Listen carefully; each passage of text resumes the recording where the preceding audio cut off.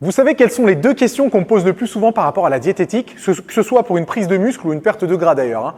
C'est quels sont les meilleurs aliments à consommer et à quel moment les consommer. Donc on parle du choix des aliments et du timing des nutriments, alors que c'est les deux choses les moins intéressantes, les moins importantes. Enfin, c'est pas quelles sont les moins importantes, mais disons que vous devriez vous concentrer sur d'autres choses si votre objectif c'est la prise de muscle ou la perte de gras. Et ces deux choses, c'est le total calorique et la répartition des macronutriments. Les deux facteurs à prendre en compte et qui sont les plus importants dans l'accomplissement de votre objectif.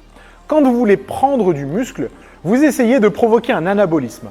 Quand vous essayez de perdre du gras, vous essayez de provoquer un catabolisme. Le catabolisme, ce n'est pas juste la perte musculaire. Le catabolisme, c'est la réduction ou la destruction d'une cellule, que ce soit une cellule musculaire ou une cellule graisseuse. Donc, catabolisme pour la perte de gras, anabolisme pour la prise de muscle.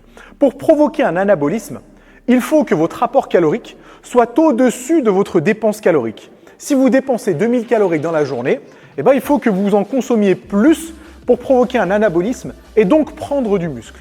Si vous voulez perdre du gras, c'est l'inverse. Il faut que votre apport calorique soit en dessous de votre dépense calorique. Donc, si vous consommez 2000 calories, il faut que vous soyez en dessous pour provoquer un catabolisme et donc une perte de gras. C'est aussi simple que ça en fin de compte. Et une fois que vous connaissez ce mécanisme, ce mode de fonctionnement, disons que vous aurez une autre approche par rapport à l'accomplissement de vos objectifs. Donc malheureusement, pas la peine de me demander si tel ou tel repas va être intéressant parce que si je ne connais pas votre total calorique, votre dépense calorique et votre objectif, je ne peux pas vous dire si jamais vous êtes dans la bonne ou la mauvaise direction. Et vous pouvez très bien consommer les aliments les plus diététiques au monde. Si jamais vous ne prenez pas en compte votre total calorique, il y a de fortes chances pour que vous perdiez en quelque sorte votre temps.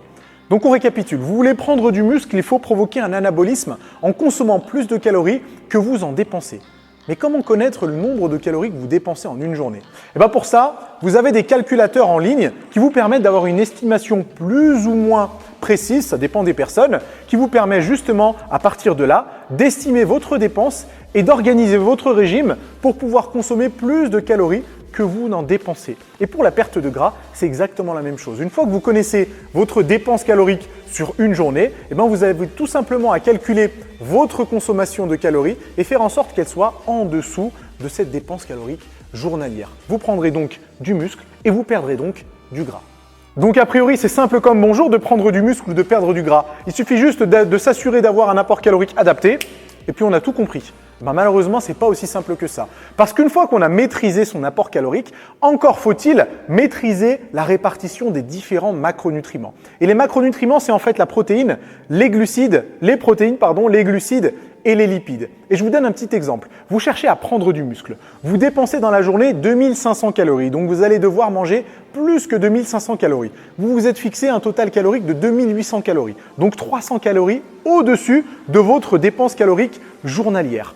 D'un côté, vous allez manger très peu de protéines, énormément de glucides et pas mal de lipides. Et d'un autre côté, vous allez manger une certaine quantité de protéines, pas trop de glucides et une quantité modérée de lipides. Mais vous avez dans les deux cas 2800 calories. Dans les deux cas, vous allez prendre du poids, mais vous allez probablement prendre beaucoup plus de gras dans le cas de figure où vous n'avez pas contrôlé vos macronutriments, alors que le poids que vous allez gagner quand vous avez modifié, quand vous avez contrôlé un peu plus vos macronutriments, sera du poids de qualité et probablement uniquement de la masse musculaire. Enfin, pas uniquement, mais disons en majorité de la masse musculaire. C'est pour ça que c'est aussi important de maîtriser la répartition de ces macronutriments parce que si jamais vous vous fixez uniquement un total calorique, malheureusement, il y a de fortes chances pour que vous ne mettiez pas toutes les chances de votre côté. Et pour la perte de gras, c'est exactement la même chose. Disons que vous dépensez 2500 calories dans la journée. Vous avez décidé de n'en consommer que 2200. C'est-à-dire 300 calories en dessous de votre dépense journalière. D'un côté, vous allez manger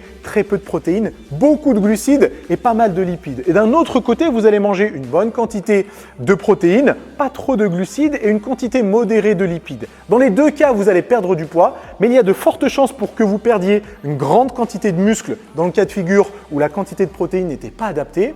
Et d'un autre côté, vous allez conserver de la masse musculaire et perdre une majorité de gras. Donc c'est pour ça que l'apport calorique, c'est la chose la plus importante, c'est le facteur de base et ensuite vous avez la répartition des macronutriments pour vous assurer que la prise de poids ou la perte de poids soit bien de la prise de muscle ou de la perte de gras et non l'inverse parce que sinon vous risqueriez d'atteindre votre objectif entre guillemets mais niveau silhouette, niveau visuel, ça ne sera pas du tout ça.